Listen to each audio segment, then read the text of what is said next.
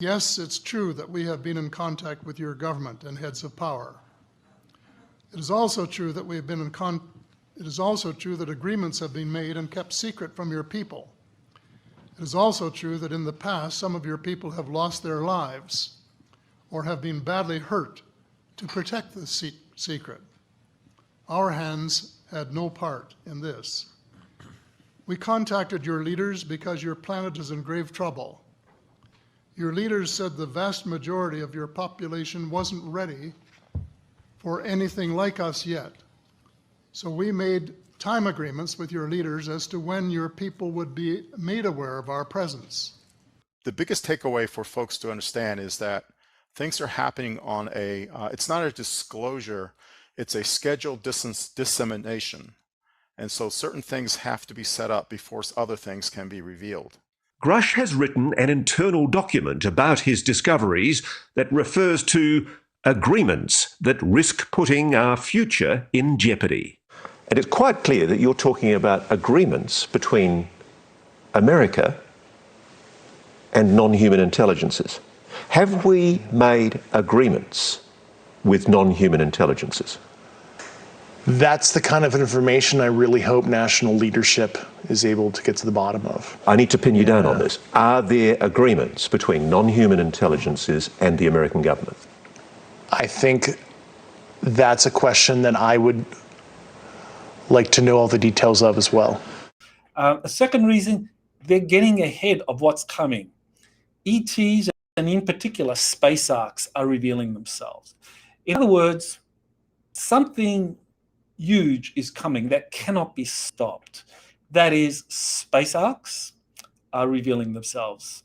Extraterrestrial motherships are also in the vicinity, and they are behind the revelations of these space arcs, the probes that are associated with them, the many orbs that are being sighted and photographed now, that this is a phenomenon that can't be stopped, that the Pentagon, the intelligence community knows this. So they're trying to get ahead of something and make it look like they were proactive when it came to disclosure, that they were for the benefit and the good of the American people, that they were wanting to get this out there. And I think, yeah, they're trying to get ahead of something. Now, does the military know how to do this and all? Yes, they have known for a long time. Do the civilians know how? No. It's a time-released schedule. Is it now? Can I release it? Yes. What was that device at the front called? Because going back to disclosure is a process, and all the work that you've done since 2017, you and your team, am I wrong to have sensed a little bit of urgency in this as well? There is a sense of urgency because, people said, well, why now? Well, because it's not on our time scale, not on our timeline. It's not up to us. They're here, whether we want to acknowledge it or not. They're here. The question is why? What's the purpose? We need to start asking ourselves some pretty direct questions about this topic. There is a sense of urgency because every day that we fail to acknowledge and recognize what's really going on, we stay in the veil of darkness. This is real. This is here. This is now. Our country has already acknowledged. I mean, I hate to say this, but disclosure's already happened. We now have the acknowledgement from former and current directors of national intelligence and CIA and presidents and I mean, everybody says, yeah, it's real. It's here. That's right. a scary thing. Well, I think the dialogue we're having now in this country, even with the recent legislation that passed through the legislature and is on its way up to the president's desk, even with that, we're kind of preparing the U.S. population, at least, and by extension, the world population, into that reality that there is a presence here, and that we need to explain this presence. Because if they show up and we continue to do what we did before in previous decades, and they show up, there will be mass panic. But if you understand that these are real, and we have 5 years from 2022, or maybe now 4 years, if they come in 2027, for the U.S. government to prepare the people about what is up there. And in many ways, I think the word got out within the government that they're showing up. in 2027, and we better be prepared. And if not, there's going to be a lot of explaining to do.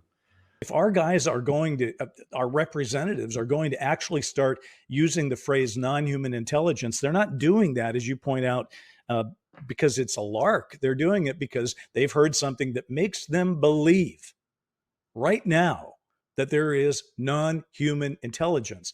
The second part of this that disturbs me, though, is there seems to be a rush to now try to talk about it. So after years and years and years, decades and decades and decades, where this has all been kind of pushed aside and nobody dared speak the word alien or extraterrestrial, let alone non-human intelligence, now they're all starting to do it. And they're doing it fast. And they're talking about hearings that we'll be talking about in a moment that are coming up fast. And they're going to have some shocking things in them. And the only thing I can think of is there's got to be a reason why the powers that be in Washington, D.C. are starting to say, we need to actually say the words out loud, and we need to get language in right now to get this taken care of. And I'm concerned, Ross, that at the end of the day, the only thing that would make a politician do that and act in that sort of enhanced way where they're in a hurry is that there's some bad news involved in this.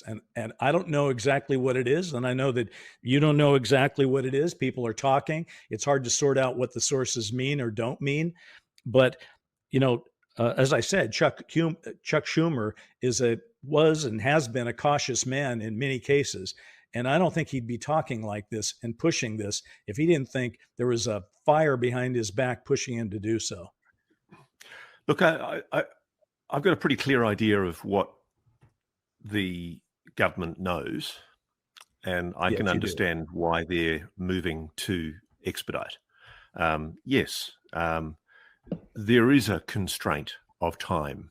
The government knows that it really does have to tell the truth to the public after years of treating this subject with derision and ridicule. But we are rapidly moving to a place where it's not about proving they're real, it's about understanding them and trying to analyze what it's going to mean for the future that we're all about to live in. And I have to say, candidly, in this last month, honestly, folks, I've had more than a few moments where I literally just have to sit down in my quiet house and start to contemplate what's really happening here and what does it mean to me? What does it mean to you? What about my family? You know, I have children. What's their world going to look like? Is this world going to be a better one or a worse one? And frankly, is there anything that any of us can do to impact that? I just have so many questions swirling around. And I know a lot of you must be starting to feel the things that I'm feeling, where you ask yourself, what's happening? Is this real? If this is real, I can't even believe this. I feel like it's time for us to look to the future, even as we cover this story in the present. But responsible decisions need to be made here. They need to be made. And that's why I believe this C3, this UFO C3 organization that we're talking about putting together, you know, we're talking about it right now, the Institute for Preparing Our Human Family for Contact. You know, that's what this is. This is an actual preparation of our human family for contact with an extraterrestrial civilization.